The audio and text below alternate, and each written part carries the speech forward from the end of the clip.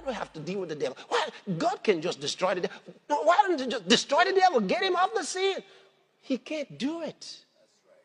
Because there's a legal... Satan is operating on legal grounds. He's operating on legal grounds. So God can't destroy him.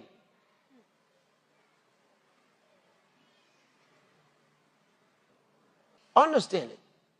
Understand it. From the beginning. If you want to understand any serious doctrine in the Bible, you go first to the book of Genesis. It all takes off from there. And just a little gist of it, okay? God made man in his image and in his likeness. Before ever God made man, there was Lucifer. And Lucifer was the one who became a devil through his rebellion against God. And he was kicked out of heaven. Now, it wasn't in heaven that he rebelled against God.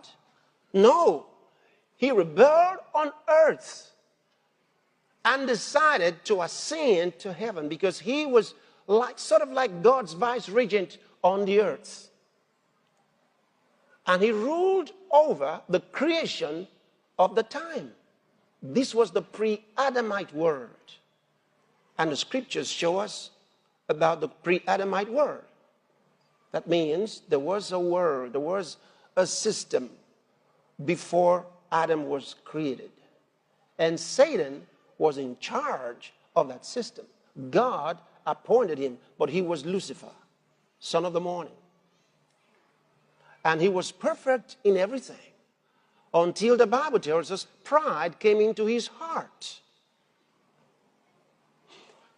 He was anointed. He was called the anointed cherub. And the anointing gives you so much power, so much insight, so much foresight.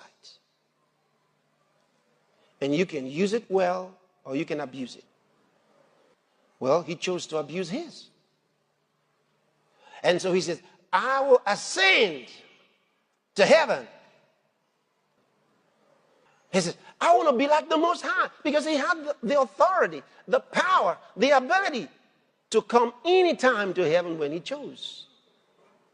You say, how do you know? Come on. You remember what the Bible tells us in the book of Job? One day God's having a meeting with the angels and suddenly Satan came among them. And God said, hey, where are you coming from? He said, I've been moving up and down everywhere. He didn't have a home address, you see. He's just moving all over the place. See? So he showed up without invitation. So he could do that.